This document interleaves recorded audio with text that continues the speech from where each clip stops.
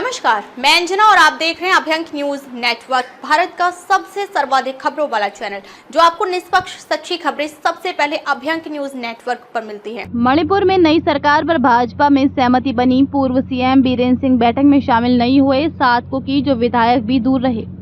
जातीय हिंसा से जूझ रहे मणिपुर में नई सरकार बनाने की कवायद तेज हो गई है। भाजपा के 27 विधायकों ने 30 मई को बैठक की थी। इसमें नई सरकार बनाने पर सहमति बन गई है। बैठक से पूर्व मुख्यमंत्री एन बीरेन्द्र सिंह और स्पीकर रहे सत्यव्रत सिंह को दूर रखा गया था।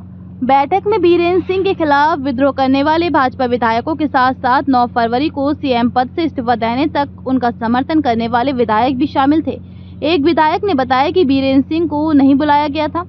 बैठक के बाद विधायकों ने बयान जारी कर कहा कि सरकार गठन की दिशा में काम करने के लिए व्यक्तिगत महत्वाकांक्षाओं को अलग रखने का संकल्प लिया गया है। मणिपुर विधानसभा में 60 सदस्य हैं। इनमें भाजपा के 37 विधायक हैं। इनमें से 7 कुकी जो समुदाय से हैं, जो कि बैठक में शामिल नहीं हुए थे। इम्फाल राजस्थान में 28 मई को एनडीए के 10 विधायकों ने राज्यपाल अजय भल्ला से मुलाकात की। नई सरकार के ढांचे पर चर्चा हुई है। उम्मीद है कि 15 जून तक एक सरकार बन जाएगी। विधायकों ने राज्यपाल से मिलकर सरकार बनाने का दावा पेश किया था। इनमें 8 भाजपा, एनपीपी और निर्दलीय के एक विधायक शामिल था। राज्यपाल से मुलाकात के बाद भाजपा विधायक थोकचोम राधेश्याम ने कहा था कि कांग्रेस को छोड़कर 44 विधायक मणिपुर में सरकार बनाने के लिए तैयार है। मणिपुर में 60 विधानसभा सीटें हैं। सरकार बनाने के लिए बहुमत का आंकड़ा 31 है। राज्य में 13 फरवरी से राष्ट्रपति शासन लागू है। 60 सीटों वाले मणिपुर विधानसभा में अभी 59 विधायक हैं। एक सीट विधायक की मौत के कारण खाली है। भाजपा के गठबंधन एनडीए में कुल 44 विधायक हैं। इनमें 32 मैतेई, 3 मणिपुरी मुस्लिम और 9 नगा विधायक हैं। वहीं कांग्रेस के सभी 5 विधायक मैतेई हैं। बाकी 10 विधायक कुकी हैं, जिनमें से 7 2022 के चुनाव में भाजपा के टिकट पर जीते थे। 2 कुकी पीपल्स अलायंस के हैं और एक निर्दलीय है।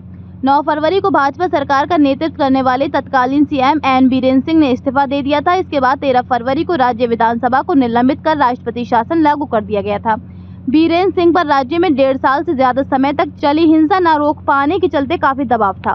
मणिपुर में कुकी मैतेई के बीच 3 मई 2023 से अब तक हिंसा हो रही है। इन 2 सालों में 300 से ज्यादा लोगों की मौत हुई है। 1500 से ज्यादा घायल हुए हैं। 70,000 से ज्यादा लोग विस्थापित हैं। 6,000 से ज्यादा एफआईआर दर्ज हुई है। विपक्षी पार्टियां हिंसा के मुद्दे पर लगातार एनडीए से सवाल पूछ रही थी। एन बीरेन्द्र सिंह के इस्तीफे के बाद लोकसभा में नेता प्रतिपक्ष राहुल गांधी ने कहा था कि हिंसा जान माल के नुकसान के बावजूद पीएम नरेंद्र मोदी ने एन बीरेन्द्र सिंह को पद पर बनाए रखा। लेकिन अब लोगों की तरफ से बढ़ते दबाव, सुप्रीम कोर्ट की जांच और कांग्रेस के अविश्वास प्रस्ताव की वजह से एन बीरेन्द्र सिंह इस्तीफा देने को मजबूर हो गए। एक्स पोस्ट में उन्होंने कहा कि इस वक्त सबसे जरूरी बात यह है कि राज्य में शांति बहाल की जाए और मणिपुर के लोगों के घाव को भरने का काम किया जाए। पीएम मोदी को तुरंत मणिपुर जाना चाहिए, वहाँ के लोगों की बात सुननी चाहिए और ये बताना चाहिए कि वे हालात सामान्य करने के लिए क्या योजना बना रहे हैं। ताजा खबरों के लिए अभ्यंक न्यूज नेटवर्क पेज को फॉलो करें और लाइक करें, सब्सक्राइब करें, बेल आइकन को दबाना ना भूलें। अगर आप हमें फेसबुक, ट्विटर, इंस्टा के माध्यम से देख रहे हैं तो फॉलो, कमेंट करना ना भूलें।